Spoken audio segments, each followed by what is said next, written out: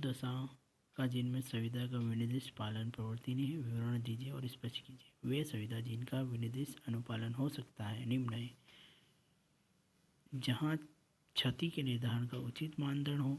2, जहाँ आर्थिक क्षतिपूर्ति पर्याप्त अनुतोष ना हो। 3, जहाँ आर्थिक प्रतिकर प्राप्त ना किया जा सके। जहाँ वाद बंधक संपत्ति के अनुपालन के लिए हो। 5, जहाँ वाद किसी कंपनी के प्रतिज्ञा पत्र को जारी करने के लिए हो। 6, जहाँ वाद साझेदारी के विलेख के निष्पादन के लिए हो। 7, निर्माण कार्य की सुविधा। 8, न्यास संपत्ति संबंधी सुविधा। वे सुविधा जिनका विनिर्दिष्ट अनुपालन हो सकता है। जहाँ क्षति निर्धारण का उचित मानदंड ना हो।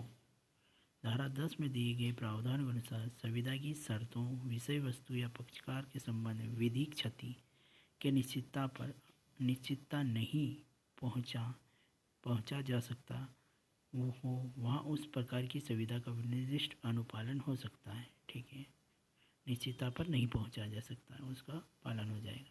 जहाँ आर्थिक क्षतिपूर्ति पर्याप्त अनुतोष ना हो। ठीक है, पर्याप्त अनुतोष ना हो। जहाँ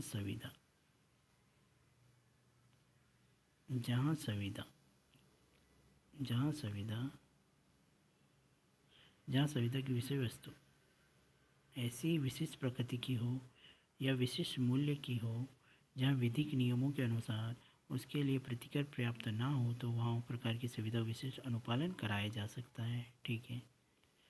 तीसरा, जहाँ आर्थिक प्रतिकर प्राप्त ना की जाए। ठीक है, जहाँ आर्थिक प्रतिकर ना प्राप्त हो, जहाँ आर्थिक प्रतिकर प्राप्त ना किया जा सके, जहाँ संविदा में यह संभावना हो कि समस्त कार्य न किए जाने के लिए आर्थिक प्रतिकर प्राप्त नहीं किया जा सकता है, वहाँ संविदा का विनिर्दिष्ट अनुपालन हो सकता है। इस प्रकार की संविदाओं के लिए दिवालियापन एक ऐसा आधार है जिसके आधार पर वादी संविदा को विनिर्दिष्ट अनुपालन करा जा सकता है। चौथा, जहाँ वाद बंधक संपत्ति के अनुपालन के लिए हो। जहाँ वाद बंधक संपत्ति के लिए हो। जहाँ वाद बंधक संपत्ति के अनुपालन के लिए हो। धारा 14(3) क के अनुसार जहाँ बंधक धन का कुछ भाग तो संदाय कर दिया गया हो, तब बंधकधारी द्वारा बागी बंधक धन चुकाकर उस संपत्ति को बंधक अपने पास रखने के लिए संविदा का विनिर्दिष्ट अनुपालन कराया जा सकता है। 5वां, जहाँ वाद किसी कंपनी के प्रतिज्ञा पत्र को जारी करने के लिए हो। धारा 14(3) क के अनुसार धारा 14(3) क का सेकंड के अनुसार यदि किसी कंपनी ने अपने सदस्य के साथ प्रतिज्ञा पत्र जारी करने की सुविधा की, तो वह सदस्य उसकी विनिर्दिष्ट अनुपालन करा सकता है।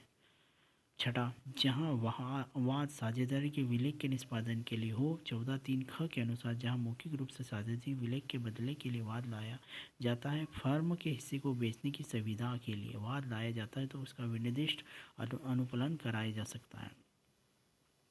7,